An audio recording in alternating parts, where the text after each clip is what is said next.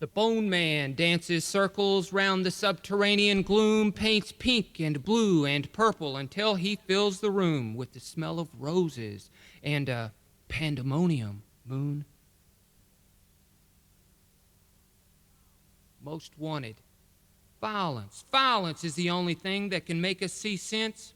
Life is like an MTV LL Cool J. Life is sex, Alanis Morissette. Life is ironic, I'm bored, I'm jaded video with phony DJs. Life is like a Clint Eastwood spaghetti western. Charles Bronson, Vengeance is Mine. Claude Van Damme, Steven Seagal, No Retreat, No Surrender.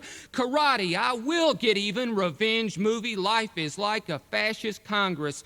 Fascist Christian coalition. Punch them in the face if they're not on your side. America is falling. Moral decay. The only biblical KKK way is to treat them rough, beat them up, kill them if you have to. After all, it may take some violence, a few thousand deaths to clean this country up, get it back on track, save it from the homos, the feminazis, the liberals, save it from the new age, from Generation X. Yes, it's time to bring America back home to violence. Violence is the only thing that can make them see sense. Give me back my wig, the Hound Dog Taylor Blues. Give me back my wig. I got to Hound Dog Taylor. Give me back my wig. I gotta get out of this town blues. Give me back my wig, cause I'm thumbing a ride after midnight on the Hound Dog Taylor, Alligator, New Orleans, Memphis, Chicago, 61 Blues Highway. Yes, I gotta get out of this town before somebody does me in. Give me back my wig. The blonde crew cut is the only one that'll work now, cause it's already late, maybe too late in these last days, final hours of this Rush Limbaugh, Newt Gingrich, Pat Buchanan, Jesse Helms, George Bush, Ronald Reagan, Richard Nixon, Joseph McCarthy, J. Edgar Hoover, New Age government, this Ralph Reed, Pat Robertson, Jerry Falwell, cult, Christian coalition, moral majority, American Renaissance, KKK, militiaman, takeover of America, the land of the free, home of the brave. We kill the Indians, why not the decadent poets, artists, musicians, blacks, Jews, Hispanics, Orientals, homo, lesbians, beat Generation X, smart women, outsiders, the sad, downtrodden, stepped on, walked on, kicked and killed, all the morally depraved. Yes, please give me back my wig. I don't think the red afro gonna work. Need that skinhead look tonight, slipping left to right and over the fence, out of this hellhole backstreet underground alley I've been crowded into by American brown shirt, armband, schoolyard bully thugs. Give me back my wig. I'm climbing out the back window, paint brushes and pens, old canvases, crumpled papers, peanut butter sandwich hanging from my back, all my possessions as the SWAT team breaks down the front door, cause I'm behind on my rent and the landlord come to pay me a visit. Yes, I'm evicted, convicted of being on the wrong side, and I'm convinced that this new state is taxation without representation, and I've watched this new state forced the First Amendment to disappear, and I've experienced the protection of this new omnipotent police state of, by, and for the rich. Yes, I say it's high time to put on my wig and finally say goodbye, cause I got a lethal dose of the Hound Dog Taylor. Give me back my wig. I gotta get out of this town blues. Tapping my own phone. I'm going straight. Bought myself a flat top haircut so stiff I can carry a tray of martinis, waiting on people, someone to open up her purse and give me a tip, cause I don't have a clue anymore as to what's going on, but I do know that I'm one step ahead, tapping my own phone to hear myself talking with people who used to be my friends, listening so I can correct myself before they do, and I've got a surveillance camera in my abandoned car across the street watching myself, replaying the tape so I can see if I'm acting funny before they catch me doing something I shouldn't. Like yesterday, I spotted myself walking too fast, and I heard myself talking too loud. Yes, I've got the deep fear, paranoia, anxiety, despair, and suicide blues. But I'm making sure I don't do nothing else wrong, cause I done screwed up so many times I cornered myself into a backstreet dead-end alley of paranoia. And every time I hear an airplane or helicopter or a car door slam, I know the Secret Service, the FBI, and the IRS SWAT teams have finally arrived, cause I published a poem by the President of the United States of America without his fully conscious permission, and I'm sure I haven't paid enough taxes cause I got no income. Yet somehow I keep on doing things like eating every once in a while and paying a light bill or two, but How do I do it? They're gonna ask, what's the source of your income and how come you don't come to see us anymore? So, yes, I've become a little jumpy, but I'm staying one step ahead, tapping my own phone, videotaping my every move, watching myself day and night, replaying the tapes, cause I got a bad case of the deep fear, paranoia, anxiety, despair, and suicide blues. Shithouse Manifesto.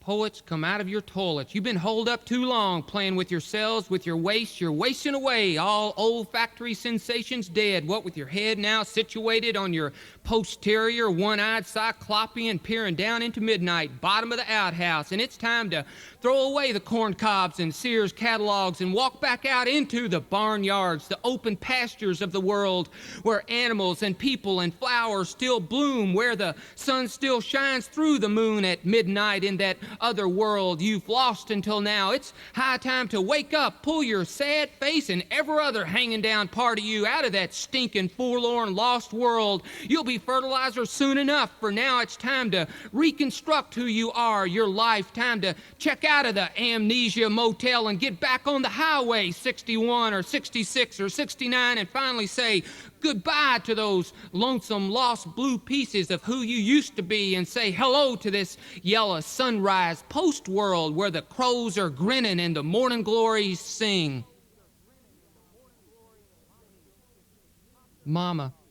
Mama killed chickens. She popped their heads off, put her foot on the little yellow hen's head, grabbed its legs, and jerked hard. The head just laid there on the grass while the little chicken body went flopping all over the yard. Us kids ran like crazy, dodging chicken blood. I liked it better when Mama took the .22 rifle to the barn and would shoot a little hen off the high rafter up near the top of the barn where the chickens all roosted. Mama was a good shot. One Christmas Eve, there was a terrible storm. Daddy was off at the mines. Mama said, "Come on." And all us kids piled in the back of the pickup truck. Mama had the shotgun. We drove slow through the storm with Mama looking all around. Then she pulled over and said, "Come on." We followed. We walked a ways until we came up on a tree, a cedar tree, and Mama said, "Get behind me." We did, and she took aim and shot the tree in the trunk with both barrels, blew it clean in two. Mama said, "Y'all get the Christmas tree and come on." Us kids let out a yell. We were so happy 'cause Christmas had finally come. Moxley and Irene. Several miles southwest of Centertown, deep in the bottoms where the bobcats still lived, on a tight curve of Green River, the deepest river in the world, lived in a wicked, crooked dirt hut old Moxley and his wife Irene. The island, called Toad's Island, rose above the green. It had flooded only once, back in '37. Moxley's parents had come from Hungary and Irene's from Greece in the 1800s. When I was a boy, I visited Moxley and Irene from time to time with Daddy or Granddaddy Dick. We would stop by after running our trot lines. I guess some city people might call them trout lines, but we never caught no trout on them. We caught catfish, turtles, snakes, and eels. Moxley and Irene had an orchard and a garden, but Moxley always said he lived on snake, snapping turtle, possum, and moonshine whiskey. I saw him eating and drinking all of them more than once, and with his big red and purple nose, I figure he was telling the truth. He kept his moonshine still right in front of his hut. They had a one-eyed black cat with no tail called Spit and a three-legged dog called Tick. Irene was probably a witch, but a decent one, and I think that by the time I knew her, she may have forgotten most of what she once knew. One evening late, after sunset, Granddaddy Dick and I were gliding down river back to his car. We had run the line and been to visit Moxley and Irene, and as always, we'd stayed longer than we'd planned. Granddaddy Dick was drinking whiskey Moxley had given him out of the jug he kept in the bottom of the boat, and he was chasing it with beer. He always talked more when he was drinking, but there was something odd about Granddaddy Dick. He really never talked too much, but it always seemed like he said a lot more than he actually did. His stories had a way of setting you to thinking. I found myself inside some of his stories, and the next thing I knew, I was adding stuff, and his story became real and just kind of took off down the road all on its own, and sometimes I'd have to run and catch up or get left behind. Anyway, we were gliding down the river to his car, and he said, "Far back as I know, Moxley and Irene only been off that island once. Went into Centertown one day. Moxley bought a little mirror. First time he'd ever seen one. He slipped it in his coat pocket, but Irene saw him, and one day, not long after their trip, Moxley went fishing for snapping turtles, and Irene slipped the mirror out of his coat pocket. She was furious. The nerve of that man carrying the picture of an old woman in his pocket and him married. She threw the mirror as hard as she could at the fireplace and broke it into 1,000 pieces. Jasper Joyce. When we turned off Main Street onto the winding lane that led to the tent, my dad turned the Chevy's lights off. He said, "Don't say anything." I called myself Bone Boy and my brother Muscle Boy. He was a miniature of my dad who, instead of Edwin, could have been called Hercules. My dad was tall and solid as rock. He believed in physical discipline, so when he told us to do something, we did it. The light was bright inside the tent. The door was open wide to let in air. The night was hot, and I imagined that it was hotter inside. Most of the people inside had walked. There were only a few cars outside the tent. We pulled up close. It was moonless, starless, so we weren't seen as we parked. My father's father, Jasper, Pappy, was standing at the microphone on the podium. My dad turned the car off. Jasper was preaching. "But he that believeth not shall be damned, and these signs shall follow them that believe. In my name shall they cast out devils. They shall speak with new tongues. They shall take up serpents, and if they drink any deadly thing, it shall not hurt them. They shall lay hands on the sick, and they shall recover." Jasper was a coal miner, a farmer, and a holy roller preacher. He was built like a hinged stone. The inner lights, reflecting off the green canvas tent, cast a green glow about him, or was he casting the glow? If not casting, he was certainly digging for something hidden, pausing deep in this green cavern to proclaim, "Was I wrong? Does this path not lead to the light? But the light blinds my eyes if I seek it in the mountains. No, I must go down into the dark. Eternal peace lies there. Heavy hammer, break me the way to the heart chamber of what lies hidden there." Jasper's voice was getting louder. He was beginning to shout. Something I didn't understand was happening. I got a bitter taste in my mouth as I watched my grandfather lose control. He was shouting louder and becoming animated like I'd never seen him. I imagined the bitter iron taste to be the water Jasper told me he drank that seeped from the walls deep in the mines. A wailing, moaning sound came from a little woman near the back of the crowded tent. Before her moan ended, another began, and then another and another, echoing through the tent, escaping out to us, through us, out into the dark night. In the midst of the wailing, a man shouted, and then another and another, until all the men were shouting, all the women wailing. And now a child's voice sang out in the chaos. Now more children, a chorus. Everyone stands, some on chairs. Now a guitar joins in, now two, now three guitars. People begin to move, to shift and sway. Now I hear a piano, now a tambourine. The wailing, shouting, singing, playing grows louder and louder, stirring the night. The swaying turns to swooping. Dogs bark, then howl. Lights in Centertown flash on. Windows and doors open and heads peek out. Visions of the second coming dance in my head. I stare fixedly into the tent, nearly hypnotized. An old man swooping has turned into hopping. Another swooper becomes a hopper, then another. Women and children start hopping too. I don't understand the shouting. What words are these? Strange, unfamiliar. I don't recognize any of them. A young woman falls down and starts rolling in the dirt, jabbering strange words. Others fall and roll. Everyone is swooping and hopping and rolling, shouting and wailing and singing unknown sounds and words woven with the reckless music. A dark figure appears from the back of the tent, carrying a large black box. The figure approaches Jasper, who is hopping and shouting on the podium. Jasper reaches into the black box and pulls out a rattlesnake. "Oh, Pappy!" and he kisses the snake on its mouth. "Oh, my Pappy!" Swaying and swooping and hopping and rolling and shouting and wailing and singing louder and louder and wilder and wilder. The dark figure weaves the black box to men and women who take snakes, rattlers, copperheads, water moccasins from the box and perform the Jasper snake kiss. I see a man who looks like he swallowed his tongue. He is the tongue swallower. He makes no sound. He is rigid, white as a ghost, foaming at the mouth. My dad starts the car and, without turning on the lights, drives away. Music saved my life and Jesus saved my soul. The Impossible Dream. Just as I am without one plea, but that thy blood was shed for me.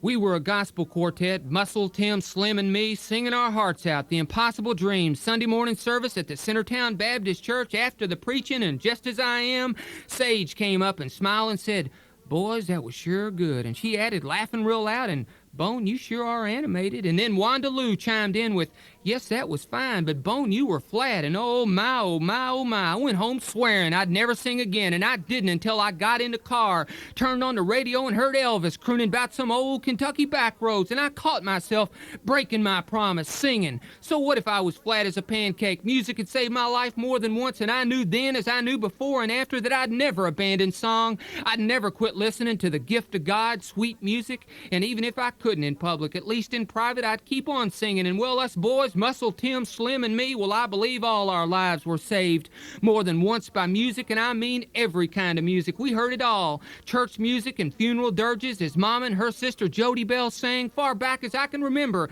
I see people climbing on coffins, including Pappy, trying to keep Mammy from leaving him behind, her lying there in the pine. Yes, we heard gospel and blues, and we heard country mixed with traditional folk, mountain Appalachian, going back to Ireland and Scotland and Wales. And we listened to Jimmy Rogers and Hank Williams and Woody Guthrie and Raymond Render and Mose Rager and the Montgomery Brothers and Brother Matthews Gospel Quartet with Mrs. Jones banging on that piano like I'd never heard in no Baptist church, and I got excited.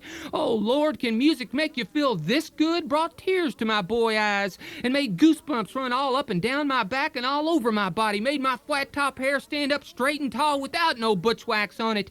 And then came Elvis, and my parents said, turn it off, but they were glued too and couldn't move. I staring in disbelief but excited like, what in the world is this? And seemed like everybody felt that way, more excited than ashamed, wanting to be part of that energy that we all know somehow, like music itself must be a gift from some greater source, and we all mourned his passing.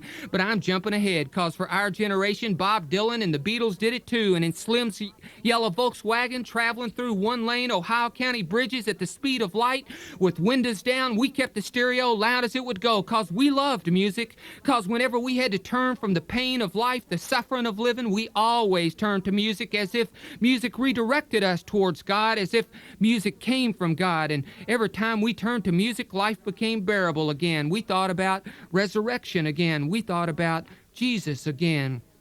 And that thou bidst me come to thee, O Lamb of God, I come, I come.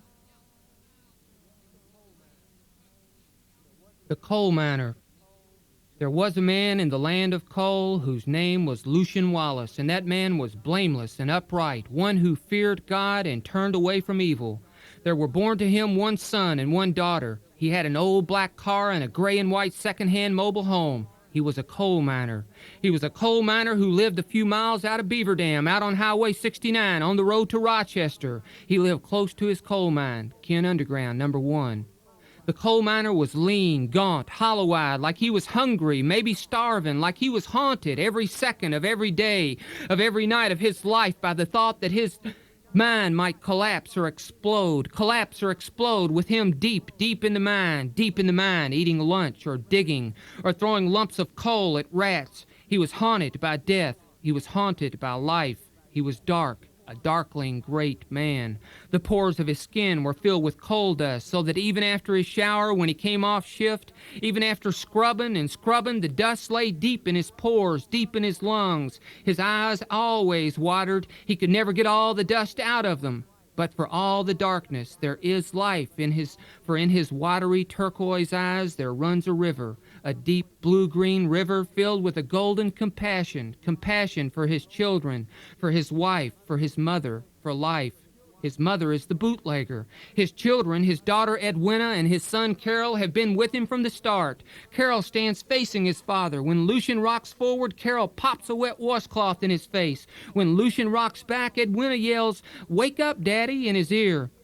The coal mines pay little. Pay better than most in this coal-barren wilderness, but they pay little. Not enough for anything other than food, utilities, an old black car, and a gray and white second-hand mobile home that the wind shakes and whistles through. The coal miner has taken one of his 2 weeks' annual paid vacation to try and win some money so he can take his family on the vacation he always promised, but had never been able to afford. If he can win, hell, even come in second place, he will take them on the second week of his vacation to the Gulf of Mexico, to Panama City. Maimee Woosley. By Sunday morning, Maimee Woosley was being referred to as the KFC lady. In the deep hours, 3 to 4 a.m. Sunday morning, she had taken turn and told her story. Mamie's a big woman, about 5 feet 8 inches tall, and weighs probably 180 pounds. She has bleached blonde hair stacked high with a red bow on top, and when my awareness drifts, it looks like a heaping stack of small, lightly done pancakes with strawberries on top. She's silhouetted to me as she sits 2 rockers in front, angled to the left. Her breasts are larger than softballs or grapefruit. They're more the size of cannonballs. Her complexion Saturday morning had been rosy, and she had been at least superficially cheerful. But after midnight Saturday night, the color released itself from her face, and her eyes became dark and sunk in like an old grave. Her skin became more gray than white, and something akin to panic and terror seemed to grip both her and her rocker. Her rocking became jerky, almost violent. As time passed, she slouched down as if heavy weights were being slowly lowered onto her back. She finally had to talk, apparently hoping to relieve the burden.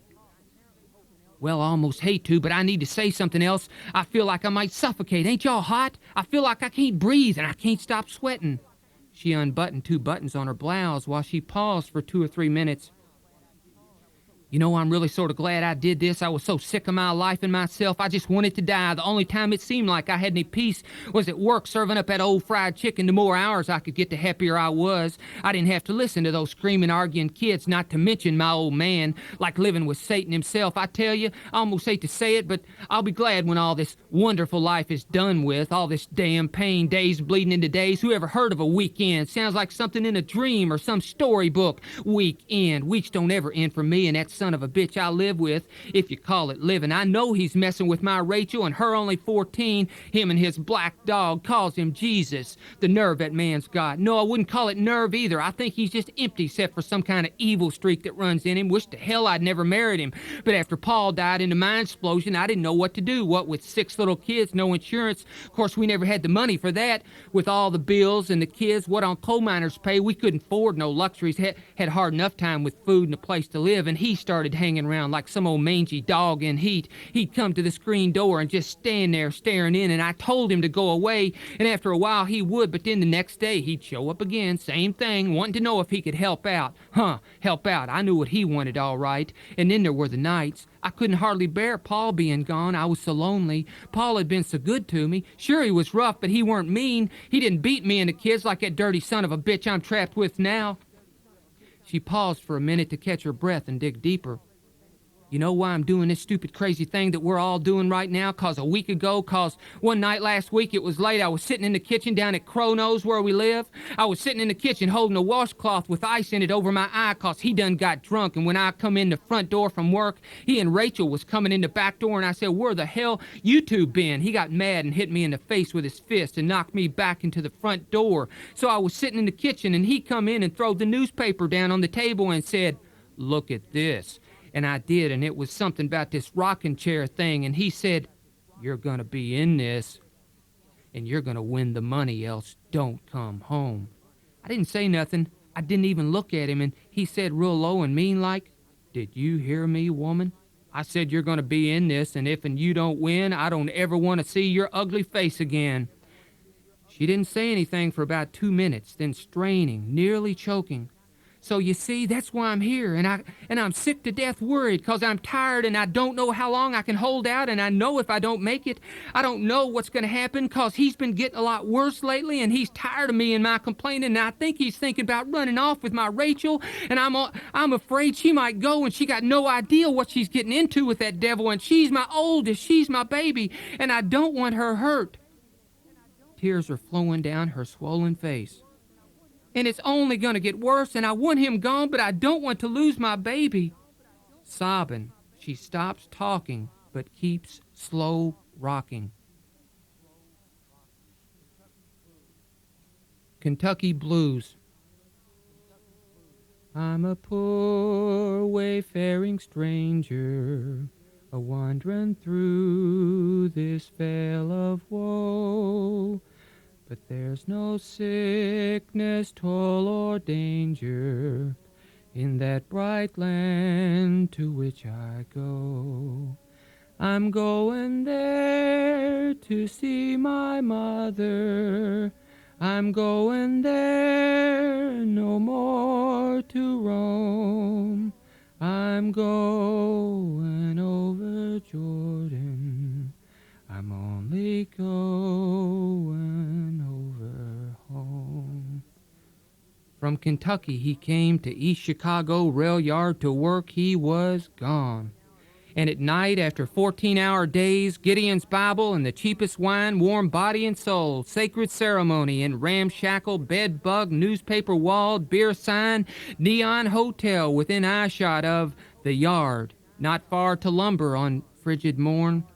Early evening, through the night, all night, the wind whispers, cries, wails, sings to her, and through the cracks of her attic wall she listens, listens.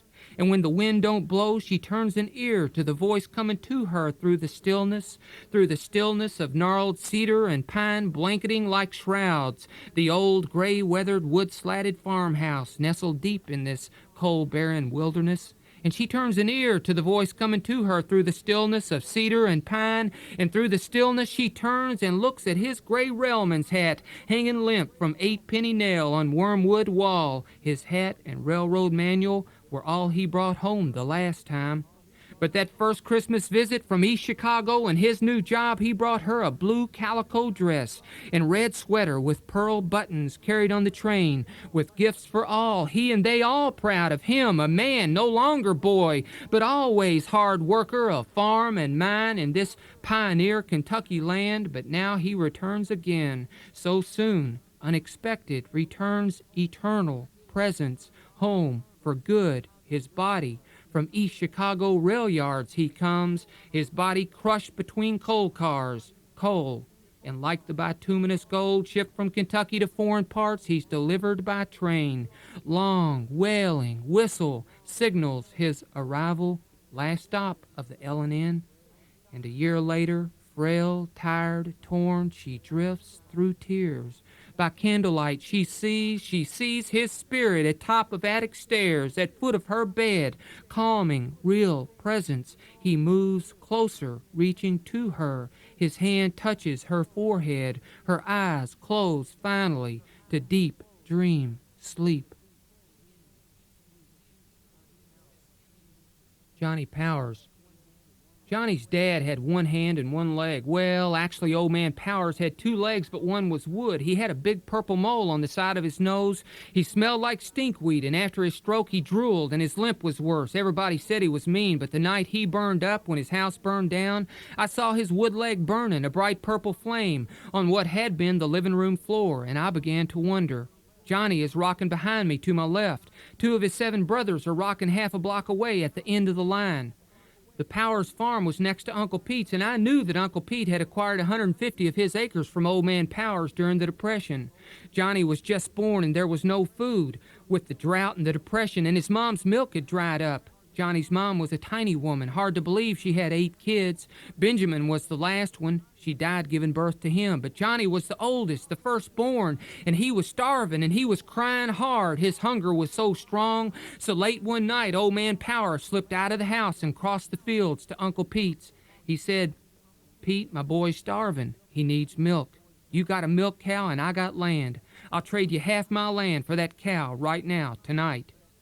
Uncle Pete just stared at him for a while. Uncle Pete was a little slow. Not stupid, just a little slow. He was in his Scotch tape phase. Someone had told him that if he would tape his nose up, it wouldn't run so bad. He had allergies and his nose drained constantly. He poked a hole in the tape over each nostril with an ice pick to get air in for drainage. It made him sound funny when he talked. He wore tape for nearly 10 years before giving up on it.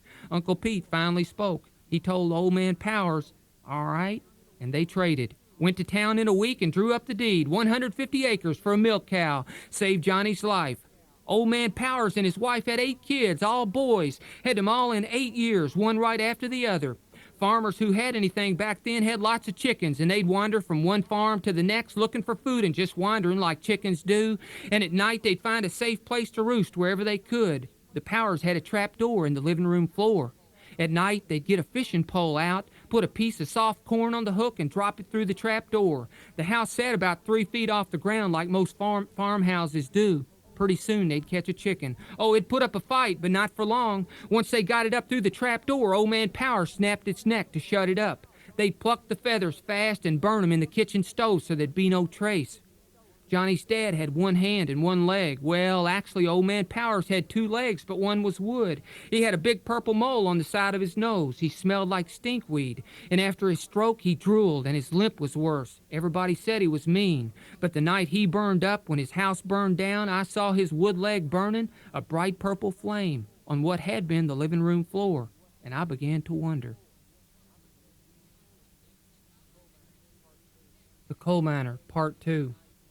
Day turns to night, night turns to day, on and on they go, rocking through the days, rocking through the nights, back and forth, as though pulled by the moon to some eternal rhythm, rocking, as though hypnotized by a dream of winning, a dream of money being handed to them, rocking in space, rocking through time, time measured by the noon siren. Saturday, then Sunday night, other sirens sound in the stillness, and numbers decrease as rockers, one by one, stop rocking. Many carried to the infirmary for recovery, but the coal miner keeps rocking, following the gravitational rhythm of his life, a slow, steady movement of rocking.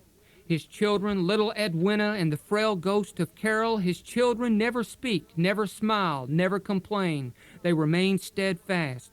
They have been by his side from the beginning. They are with him now, 3 a.m., Tuesday morning, 3 a.m., the hour the sirens sing the loudest. During the days, the children have lowered their heads and closed their eyes, either in the back seat of the old black car or leaning against the steel post under the awning near their father. At night, every night, all night, they repeat the ritual. Carol stands facing his father, and when Lucian rocks forward, Carol pops the wet washcloth in his face. And when Lucian rocks back, Edwina yells, "Wake up, Daddy!" On and on for hours, through the night, every night. But tonight, the third night of rocking, of standing, of popping, of yelling. Tonight the children who eat little, who quit long ago asking for more. Tonight the children look more frail, more gaunt, more hollow-eyed than their father, who is nearly delirious. Carol's flaming red hair, and only God knows where he got that, his flaming red hair has ebbed to the dullest ember, without the faintest flicker, without a random spark. Carol pops the washcloth one last time and falls as if in slow motion, landing with a hollow thud, like the smallest watermelon has been broken open on the concrete. His head greets the concrete rocking floor. A trickle of blood turns quickly into a small burnt umber pool.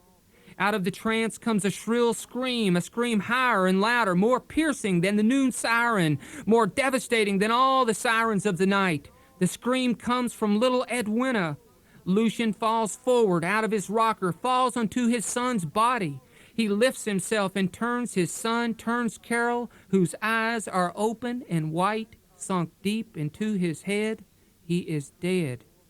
Now there is more movement, stirring, commotion. A few people near the boy and the girl and the father, a few people stop rocking. Slowly, as if in slow motion, others realize what has happened and start moving, walking slowly, now faster, moving to the body.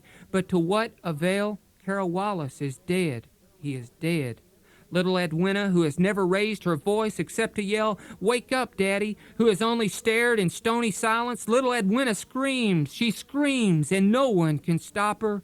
But Lucian Wallace, he is struck. He is pulled down. He is leveled, for never in his misery has he lost anything so valuable, so precious as this, as his child, his fair and lovely child. No. After this, Lucian Wallace opened his mouth and cursed the day of his birth.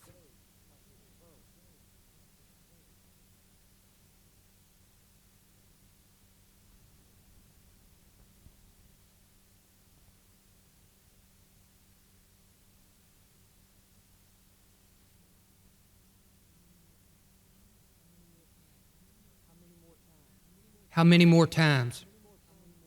How many more times will you see the sun set, the moon rise? How many more times will you hear the baby laugh, the songbird sing? How many more times will you feel your lover's touch, the rain on your face? How many more times will you taste the sea's salt, your lover's lips? How many more times will you smell the autumn smoke, spring's plowed earth? How many more times? The other.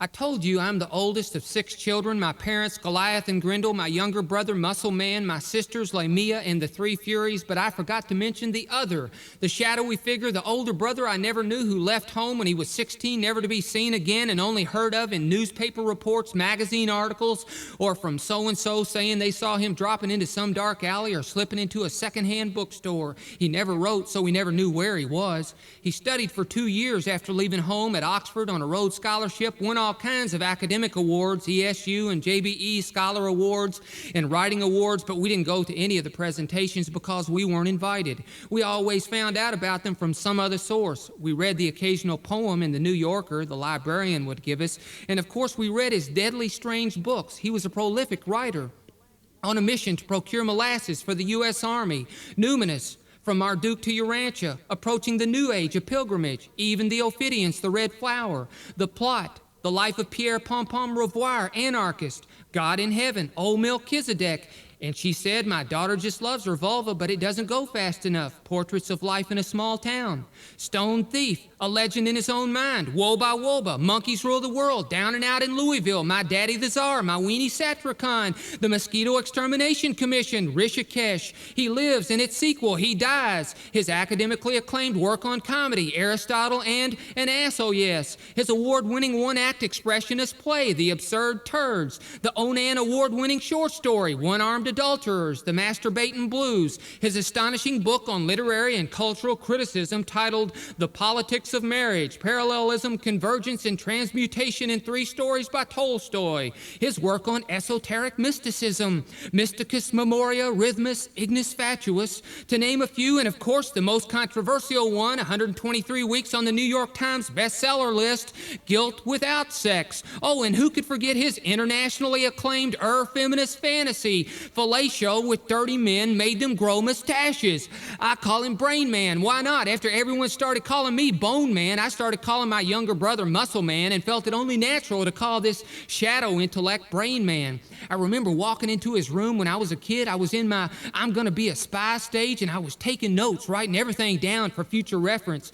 God, the books everywhere, and he was just in high school. Books about the Holocaust and the apocalypse, Gibran, Sufi books, Gurdjieff and Uspensky, Freud and Jung and their followers, Kerouac, Ginsberg and the Beats, Hess and Mann, some guy named Homson, Ibsen, Monk, Jacobson, Strindberg, and all kinds of esoteric, mystical, occult stuff, crystal skulls and pyramids, Egypt, Great White Brotherhood, Atlantis, the Bible, alchemy, Gnosticism, the Essenes, Egyptian and Tibetan books of the dead, Casey, Hopis, all the major religions, meditation, levitation, invisibility, Dylan. He was consumed by Dylan and Gregorian chants. God, the sounds that came out of his attic bedroom scared the hell out of us kids some nights. There were lots of posters and pictures on his walls, surreal and psychedelic stuff, sayings and poems tacked all over, covering the walls like wallpaper. One poem by Herman Hesse titled Stages, one by Wendell Berry titled Manifesto, the Mad Farmer Liberation Front, and then one he wrote I never understood, 3 a.m.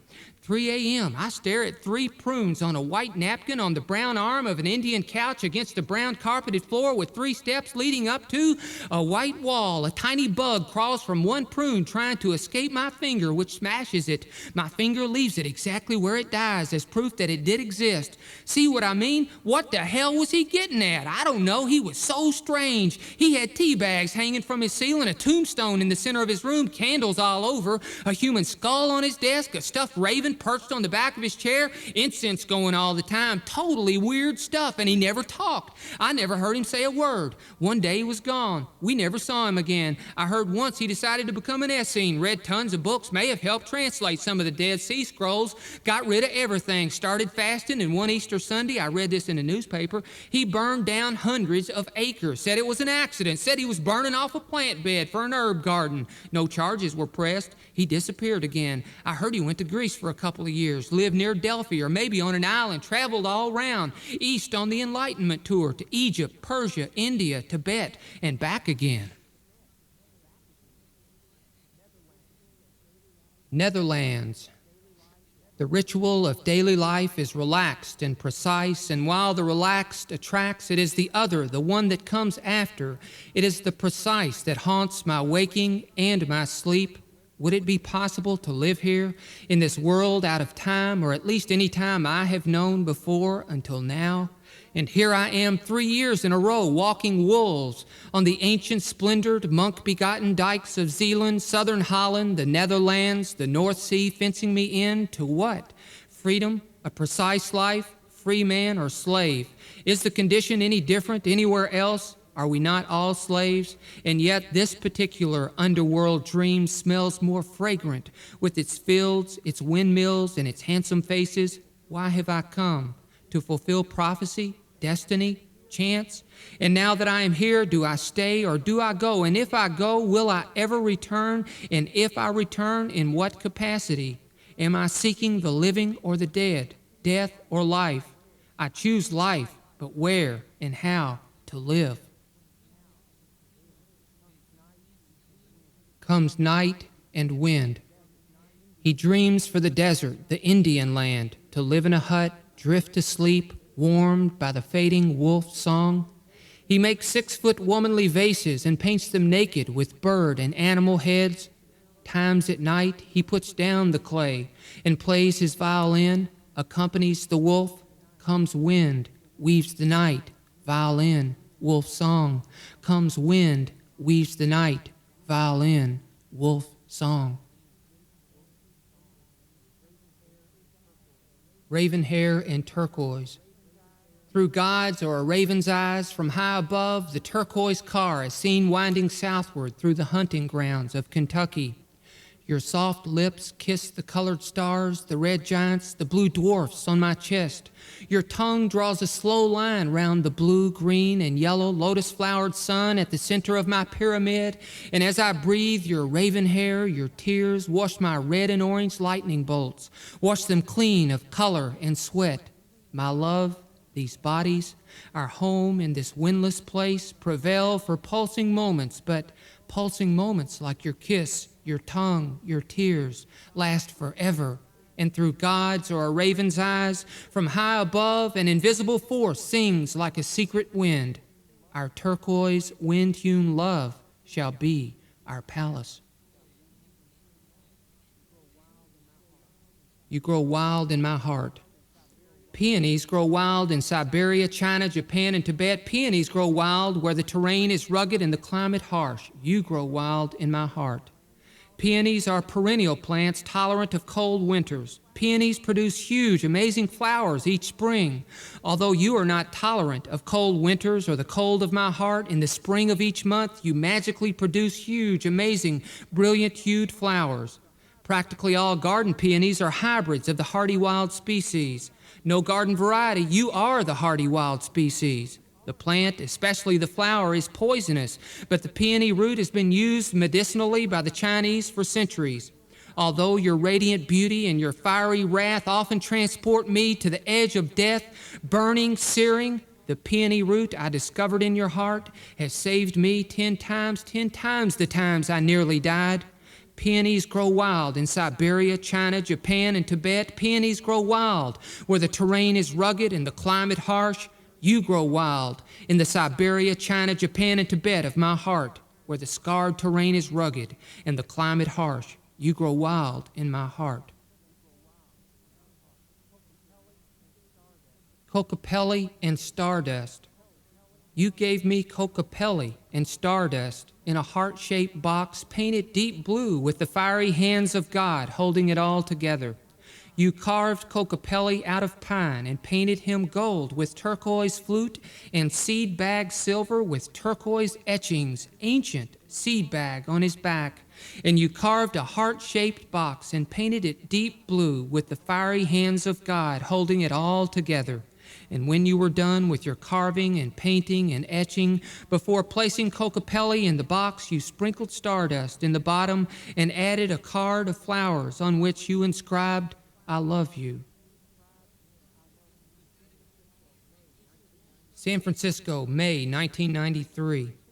Visited Lawrence Ferlinghetti, flew to San Francisco, super shuttled to City Lights, keys at the front desk with address and map, wandered streets, Kerouac Alley, Kenneth Rexroth Place, lost for hours, small suitcase weighed down with heavy words. The Mask is the Path of the Star, Diane DePrima's chapbook, published in Heaven series, Whitefields Press, limited edition of 50 copies to meet her and have them signed. Where is Diane DePrima? On Laguna, Haight-Ashbury, San Francisco Art Institute. The only war that matters is the war against the imagination, and I'm searching for Diane DePrima.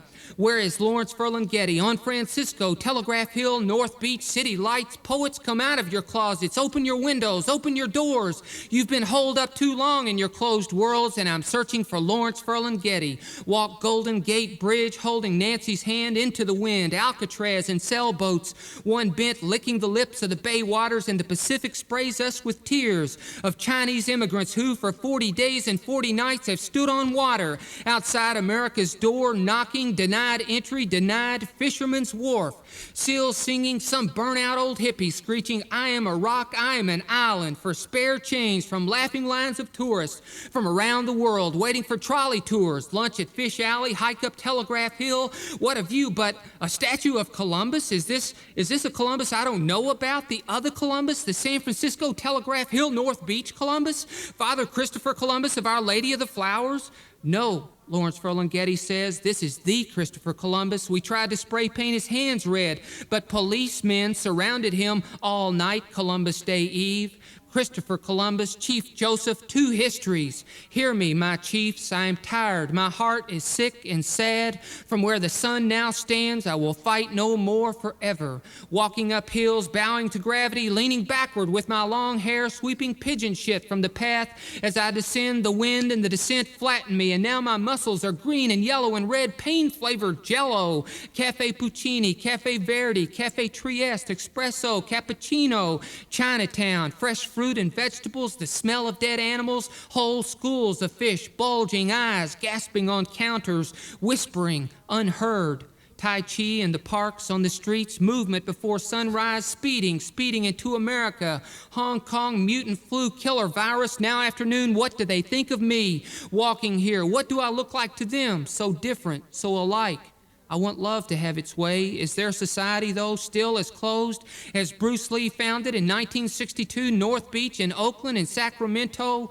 Like kudzu, Hong Kong money, buying out the Italians, buying San Francisco, and searching for Lawrence Ferlinghetti, I crawl through City Lights. So many writers' writings, and Lawrence Ferlinghetti is one, and James Joyce is one, and William Carlos Williams is one, and William Butler Yeats is one, and Walt Whitman is one, and William Blake is one, and Jack Kerouac, Allen Ginsberg, Diane DePrima, Mary Baraka, John Holmes, Herbert Huncke, Gregory Corso, Michael McClure, Gary Snyder, Robert Creeley, Philip Lamantia, William Burroughs, and Waldman, Ed Sanders. Poems, penny each. Poems all sizes, street poetry, casting off the anxiety of influence, the anxiety of authorship, make it new. First thought, best thought. Have an uninterrupted curiosity, writing the mind. Poet, get out of the inner aesthetic sanctum where you have too long been contemplating your complicated navel.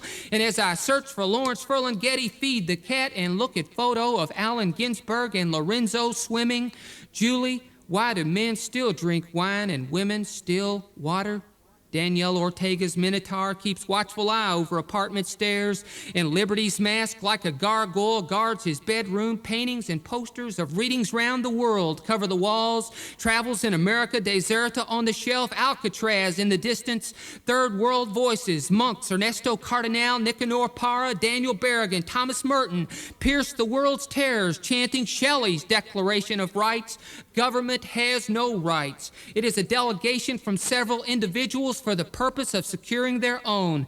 In searching for Lawrence Ferlinghetti, I look in a Coney Island of the mind and pictures of the gone world. Bearing gifts I come, photos of his journey through Kentucky, standing at Merton's grave, literary Gethsemane, memories of drinking Budweisers at the Dewdrop Inn, nice people dancing to good country music, and I've come bearing gifts, tapes of his reading in Louisville, jazz between poems, silence between poems, blank spaces on the walls between paintings, And my old Kentucky home is still singing your song, and I'm searching for Lawrence Ferlinghetti, the one who'll shake the ones unshaken, the fearless one, the one without bullshit. And walking out his front door from Bolinas, from Lorenzo, from trees and back roads, he arrives in an old white Toyota truck, ascetic monk of North Beach, satirical wit, ironic humor, wisdom, southern hospitality in San Francisco, California, handing Lawrence Ferlinghetti his keys at the end of our visit, shaking hands, saying thanks, homage, super shuttle to airport, Kentucky, and searching for Lawrence Ferlinghetti on the plane. I read from the book he signed. Christ climbed down from his bare tree this year and softly stole away into some anonymous Mary's womb again, where in the darkest night of everybody's anonymous soul, he awaits again, an unimaginable and impossibly immaculate reconception, the very craziest of second comings. Constantly risking reality. The reality principle is just another scam. Rationality on a stick is the real insane, absurd flim-flam. What's too real is to deal with the new dog-mad state religioned poetry police are moving in, cornering, triangle strangling those free thinkers, freedom fighters, forcing them into neckties, nooses, uniforms for all school children. Their civil rights stop at the school door so we can protect them from the violence of the streets, make them all the same, which was the original intent of public education. They're just a little behind on reaching their goals. The realists are getting ever closer to fulfilling their shopping mall, cathedral, unchristian coalition, new age bird with two right wings, government reality, principle lie. Life lies is what they be selling, shoveling, sticking, ramming our throats. Don't buy it. Don't buy their materialists. The only reality is the material world truth. Don't drink their rationality juice. Keep falling into your subterranean serumed dream. Calling the toads.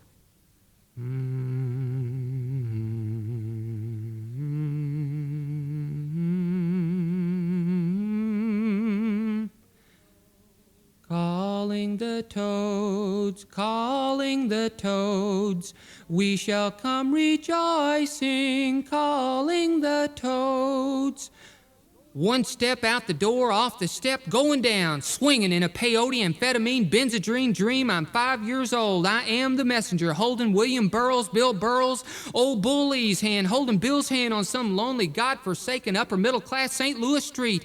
And we're humming in tones, calling the toads. Oh, yeah, we're calling the toads. Bill's eyes twinkling, glittering, a devilish grin, cracking the corners of his mouth, and I'm looking him right smack in the eyes, deep in the eyes. I'm reading his heroined heart. Yes, I'm reading his old heart, but it ain't the story I expected as we move this way and that, raising and lowering our heads, our voices, calling the toads. And here they come, marching high and low from under the steps, from under the shrooms, from the front yard, from round the corner of the house, falling from the trees, raining down. Here come the toads, all sizes and shapes, all swinging and swaying and dancing that magic Burroughs beat. Yes, here come the toads, singing and swaying and swinging their hips, now standing all round us, hundreds, thousands of toads.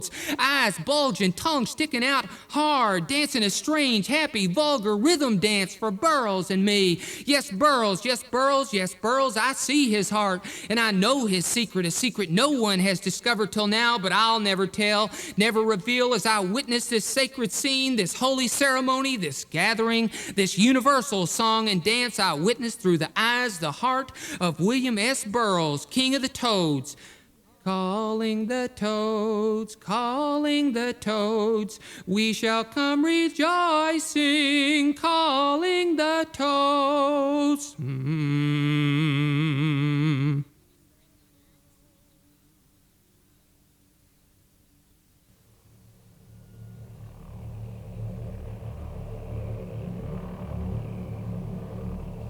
I will not bow down. I will not bow down, America. I will not bow down to your government, to your religion. I will not bow down, America, to your materialism, to your international corporations, to your religious shrines, your stock markets, your shopping malls. I will not bow down, America, to your coal mines, to your power plants. I will not go crawling down the deep shafts at midnight. I will not bow down, America, to your invasion of privacy, to your moral absolutes, your religious, political might. I will not bow down, America, to your assassins, the CIA, the FBI, the corporate police state, your killing, murdering machines. I will not bow down, America, to your bureaucracies, to your schools, to your attempt to make me the model citizen of your state, of your church. I will not bow down, America, to your history of lies, to your secrets in the best interest of to protect the people. America, I pledge allegiance to those who were here before you, to those who will be here after you are gone. America, I pledge allegiance to the woman I love and to our children. I pledge allegiance to my friends and allies, my guides and angels, both seen and unseen. America, I pledge allegiance to poetry, to music, to art, to the literary renaissance, to the global literary community. I pledge allegiance to the beat, to the outsider. I pledge allegiance to meditation, to stillness, to magic, to beautiful mysticism, to ecstasy, to ah and aha, to the Big Bang epiphany, to altered states of consciousness. I pledge allegiance to seeing into the occult, the unknown, to seeing into every day, into the ordinary, and being amazed. I pledge allegiance to the sacred and the profane, to Gnostical turpitude. I pledge allegiance to my physical body and to the knowledge that I am more than my physical body. I pledge allegiance to seeing more than the physical world and to those of higher frequency, vibration, and consciousness. I pledge allegiance to passing through the sacred fire, to entering the upper chamber of the golden pyramid, to levitating over the open sarcophagus, to out-of-body experience. I pledge allegiance to the hottest sex and to gentle affection. I pledge allegiance to fractal geometry, the geometry of clouds and coastlines, to 2 times 2 equaling 5. I pledge allegiance to failure, to failing as no other dare fail. I pledge allegiance to taking risks, to wholly daring, to nam myoho renge kyo, to accepting responsibility for my own actions. I pledge allegiance to not achieving the American dream of success. America, I pledge allegiance to trees, to green grass, to brown earth, to wild flowers of every color, to wilderness, to turquoise Native American skies, to rivers, lakes, and seas, to healing the earth. I pledge allegiance to the Holy Spirit, to the Word, and to silence. I pledge allegiance to dreams. I pledge allegiance to birth, to the journey, and to death. I pledge allegiance to candor, to sincerity, to laughter, and to irony. I pledge allegiance to passion, to compassion, to empathy, and to helping those in need. I pledge allegiance to resurrection of the heart. No, America, I will not bow down.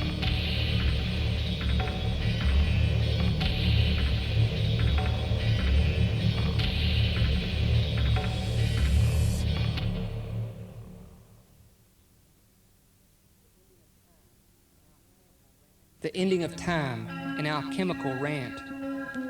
Time was, time is, time will be no more. And it's the Big Bang epiphany and the gap between thought and image, voices, streams racing, whispering through my blood, pleading through my bones, strange activities of my nerves, the unconscious life of the mind, a tetrameter of I-ams marching, shouting, alchemically transmutative symbol decipherment. The book is sacred elixir, manger du livre, eat the book. The shortest distance between 2 points is a creative distance, and Allen Ginsberg howls, I saw the best minds of my generation destroyed by madness, starving, hysterical, naked, and dying to prima rants. The only war that matters is the war against the imagination. All other wars are subsumed in it. And a Mary Baraka chants, they have turned and say that I am dying, that I have thrown my life away. They have left me alone where there is no one, nothing save who I am, not a note nor a word. And Lawrence Ferlinghetti paints pictures of the gone world. Mysterium tremendum, Gnostical turpitude, Allen Ginsberg dying to prima, Mary Baraka, Lawrence Ferlinghetti, numinous howls and rants and chants and paintings, and years of tears come fiercely flowing, streaming, all the pain wells up, years of failure, of not being enough for anyone, years of wandering, lost on the outside, outlaw, being told you ain't shit, you don't fit, what the fuck you doing here? All you've done is create pain and sorrow. Wouldn't you be better off dead, turning away from, walking away from, disappearing from academia, academics, administrators, authorities, the past, the dead, In the hermetic corridors of academia, the dead somberly splash in their shallow sewers, devouring and regurgitating themselves. And with tears in my eyes, a snarl on my lips, and peace in my heart, I'm felling as no others dare fell. And I'm in the gap between thought and image. How'd I get here after all the years of not being self, after all the years of being other, of floating out of my body on the ceiling, watching skin, blood, bones, nerves, going through the motions, believing in space and time without realizing I was already out of sync, beyond chaos, breathing rhythms at the ending of time. And now, here, in the gap between thought and image, where the only distance is creative distance, here, now, at the ending of time, I focus all three eyes in wolf fashion, closing time. I walk through the stone called lump of fat, and I float through the fire that is central, and I enter the upper chamber of the golden pyramid, the confluence of all streams, polyglot commingling of all voices. Thalos feeds herself, and as I float over the open sarcophagus, I am the ocean of consciousness.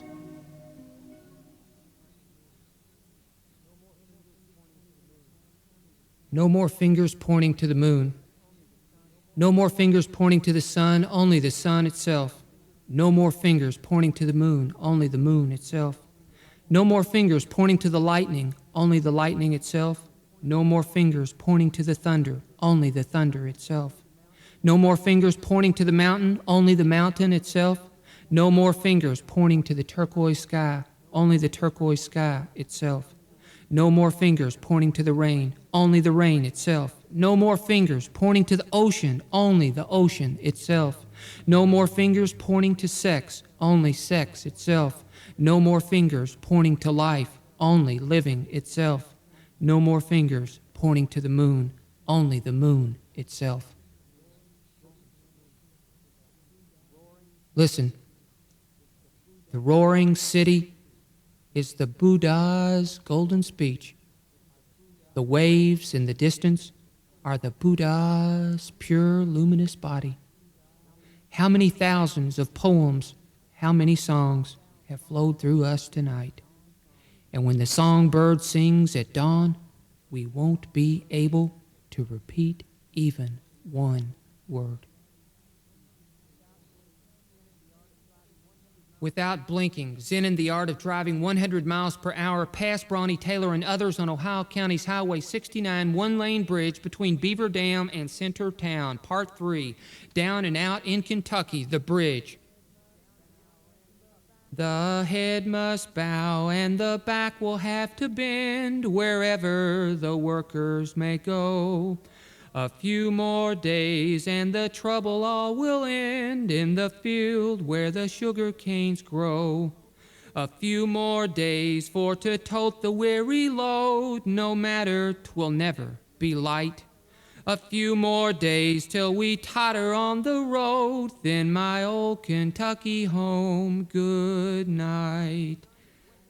At 3 a.m. on a hot summer night in western Kentucky, my eyes flash open and I'm on the floor of the yellow farmhouse, across the field from Mom and Dad's, in the middle of nowhere. Not able to sleep, I dozed off for a second when someone turns on a light and it's blinding my eyes. And here I am at the end of time, down and out in Kentucky. Here I am wondering whether life's worth living, all the pain. And someone's turned on a light and it's blinding my eyes. And I'm a broken man, buried in a tomb of self-pity. I'm feeling like no others dare fell, but at 3 a.m. on this hot summer night on this plywood floor, I can finally see as my eyes adjust and I see the room filled with lightning bugs coming through broken windows, and they're all around me, filling the room with golden light. And almost in a dream, I see Stan, and we're in the yellow Volkswagen doing 100 on Highway 69 between Beaver Dam and Centertown, and a car's coming the other way. And Stan and I glance at each other, and in that glance I see his struggle, his fear, his anger, his defeat, his defiance, his will, his desire to succeed, his willingness to suffer, to pay the price, to see his dream become real. And we look back to the road, to Bronnie Taylor's car, and we're doing 100, headed towards the one-lane bridge, and Bronnie Taylor ain't slowing down, and neither are we. Eyes steady and clear, and we've seen death and been told we're crazy, but we're holding at 100, and without blinking, we meet Bronnie Taylor at the center of the one-lane bridge, not a breath of air between cars and walls. And as we pass with without blinking, I see Bronny Taylor's mouth drop open and fall to his chest. And in that moment of passing, of seeing, I know that like Stan, I will pull myself up off this dirty, rotten floor and live again. Asheville for Allen Ginsberg. Right now I'm in Asheville, Asheville, Asheville, ash. Yes, the right place, the right time, ashes. Burned, failed, destroyed, ashes. So what do? Quit, give up, become cinder for that long distance, never-ending railroad track to nowhere? Give up? Allen Ginsberg preaches, take a hand, share the word, the poetry gospel coming from the gonads, the solar plexus, the heart, and the head. Yes, thank you, Allen, for the energy, for the love. And my head rises a little to watch my son Dylan and my daughter Ronnie Bree dancing to the B-52's Love Shack playing on the jukebox in Asheville. And I'm looking at the moon over the mountain thinking about the kid from Denver and the others from Cheyenne. And I think of Denver and of Dean Moriarty, of Neil Cassidy's flame gone, gone, gone. His naked body lying beside those long-distance, never-ending railroad tracks to nowhere. And I hope those kids from the West, hell, I hope all of us keep the funk, keep that fuck you flame, that Gnostical turpitude flame alive. Don't let the system break you. Don't let life break you, so that when the time comes, when your time is up, you either go screaming or go with peace in your heart into that dark night.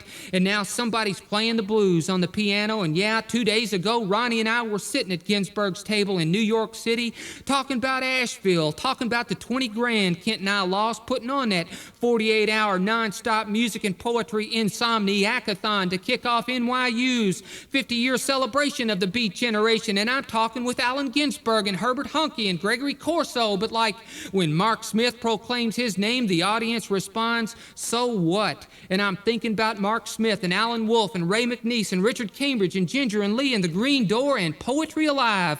And I know few know how much the workers do, the poets do for poetry, but I know now that the reward, the pay is in the experience. And suddenly I remember that the ash in Celtic and Scandinavian mythology is the tree most generally associated with magic. And yes, here I am in Asheville with all these poets who somehow know the alchemical, magical power of poetry, of the word. Yes, manger du livre, eat the book and the word will set you free. And I'm in Asheville thinking about Allen Ginsberg and what he said about taking somebody's hand, because we're all in this together. We're pulling, we ain't pushing, we're letting it be, we ain't forcing it. And I realize that a poem, like a painting or a song, is only the representation of an actual experience. The real poem is the event itself. And right now I'm thinking about the cesarean births of our 3 children and Nancy's stomach cut open layer by layer till each time an angelic face with Buddha smile appears. And I'm thinking about Allen Ginsberg in Asheville. And out of the ash that I am, I feel an energy rising through me, growing strong, coming from poets of all ages.